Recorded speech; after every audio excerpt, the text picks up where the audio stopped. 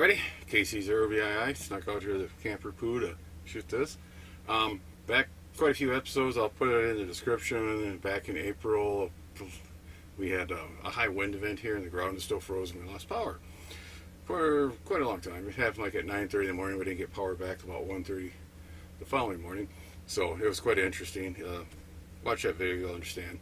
The one thing I came across, now that the kids are all gone, we don't have a portable radio or a CD or, like a boombox anymore in the house. We looked, and granted, some of the handhelds we have will pick up the AM and FM broadcast band, but it was kind of trying to protect those batteries, to make sure, because, we weren't sure when we were going to get power back. We did come out here to poo, cook, watch the news, but she was worried about a customer coming. It's just trying to explain to her, there's nobody who come and buy flowers during a power outage. Well, no, you just never know, so she was hopping back and forth between the front of the store and out here. She'd come back here, get warm, go out to the store, so it's just one of those deals. Dug around online, came up with one of these little handheld battery operated, plugs into USB. This is a HanRingDa HRD-737. Not a bad little radio. It's got some fairly good sensitivity and selectivity. It covers quite a bit of range. I'll do aircraft band, the FM broadcast band, AM broadcast band, shortwave 2 to 30 megahertz, VHF 30 to 233 megahertz, FM narrow and FM wide for that VHF.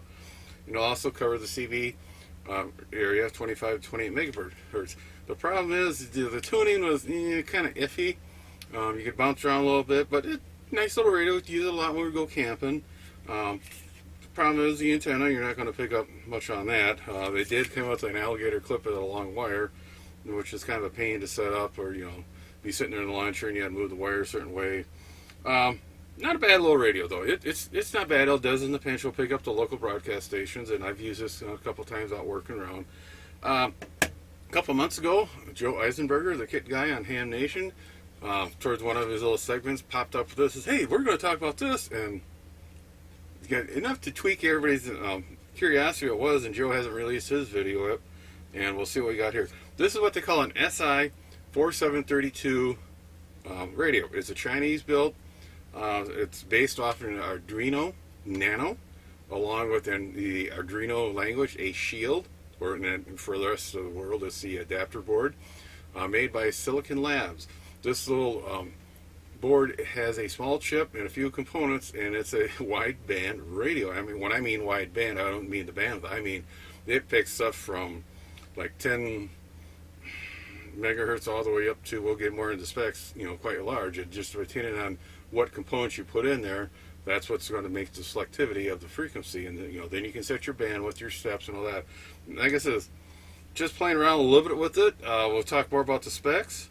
Again, it has a short antenna. It's not going to get much on this antenna, but at least it's got a BNC adapter, so you can plug it into your existing antenna farm. I hooked this up to our dipole and played around with it a little bit, and it's not a bad little guy. We'll pick up stuff.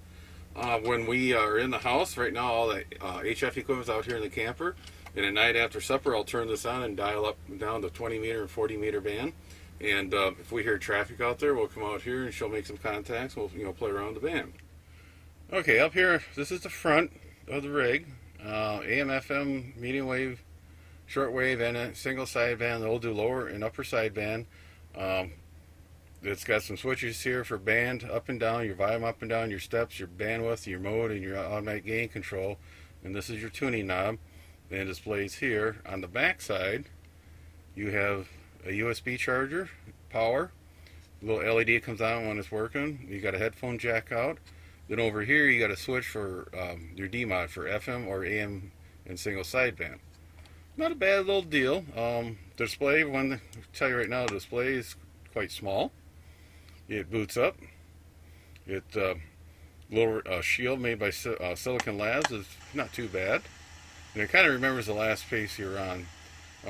Silicon Labs made this little board to add radio capability to anything you could think of. I mean, on their website, they're talking about you can put it in a coffee pot, you can put it in a watch, you can put it in a cell phone.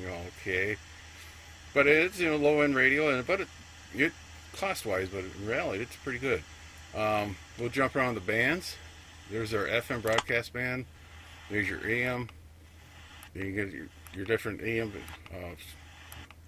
shortwave bands and HF bands. So it's not a bad little girl as you go through. Then you can change your steps. Right now I believe we're in 1, now we're in 5 kilohertz and 10 kilohertz. I'll put the antenna up so you get WWV.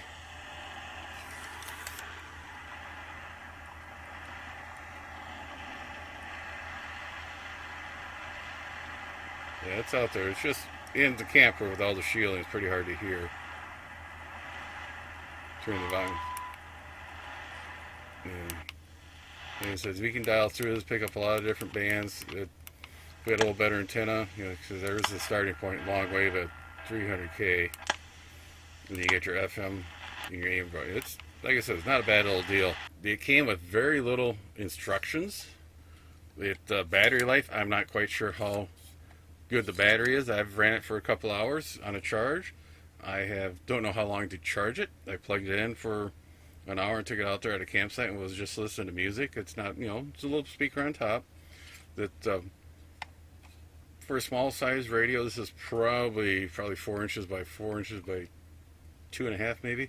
It's nice something to have here in the camp or on the shelf here in the office in case I want to listen to something or check something out. If you do a search out on YouTube for ADS-220 or SI4732, there are guys who have actually modified the firmware or the program, and they show you how to upload it. It's just an Arduino, so it doesn't take much to connect to your computer and actually modify the firmware. And what they're doing, they're changing the display, changing these buttons. It's all Arduino driven, so you can go in there and change it, and they're adding different features. I'll probably keep this stock because I've only used it once in a while. I want to make sure I can read everything. The spec, it's got a 3.6 lithium battery built in. Like it says, USB charging, so you can charge off a laptop or wall wart, your car. The audio output for a 3.5 or 1/8 inch headphone jack. FM support, because it will do AM FM. It does have that SI4735 packaging side, so you can plug this in through the USB port with the right software to connect to your computer and interrogate the Arduino. It will do AM, FM, medium wave, short wave, and single sideband. It will do lower sideband, upper sideband. Bandwidth is 0.5, 1, 1.2, 2.2, 3 and 4 kilohertz. It does have a BFO control on it. Your frequency, like it says, can be steps of 1, 5, and 10. Now, it will do the 10 meter band, the 11 meter band, 12, 15, 17, 20, 30, 40, 80, 160, along with your AM broadcast and FM broadcast band, along with a few other shortwave bands. I'll put all this down in the specs in the description. I got my cheat sheet here so you can see how big it is. Not a bad little radio. Costing these, I've seen them online anywhere from $40 to $120, depending on what options you want with it. I think I paid $42 and another $8 for shipping. It did come from Shanghai, China, which surprisingly it didn't take that long. I was quite surprised. They said a month and I had it within 2 weeks. So it is, for something that cheap, you can use in an emergency, or you're just playing around at a campsite, or you're just kind of wondering. Once you get the antenna done a little better, long wire, or hooked up to your existing antenna farm, it's a nice little deal to check. You can play around with it. I wish it had AM. That's the only thing it does not have. I wish it did. I always like to listen to AM. That's my early warning of weather in the area. The only other person besides an amateur radio guy that's more interested in the weather is a small aircraft pilot or commercial airline pilot, pilots in general. You get a storm in the area, you'll know it because they're talking it up on the approach channels and the channels they use with the air control. We got this coming in. Get me around this way if you could, or this way, because I ain't going to go through it. So, all in all, not a bad little rig for the price. Again, you're going to get what you pay for. If anybody out there has one and you played around with the software inside, make sure you drop a comment in there what you did. Did it improve it? Did it not improve it? It'd be kind of neat if you could output the display. Like I said, the display isn't that big, and when you got glasses, it'd be kind of nice to be able to somehow either export this to another monitor or be able to zoom in certain areas here. So on that, we'll call it into this one. Just a quick, cheap, dirty one. 7-3, everybody. Enjoy your fall. Be sure to tell your friends, neighbors, other hams. Subscribe, hit that bell to get notification when new videos come out. Add comments below. 7-3 everybody.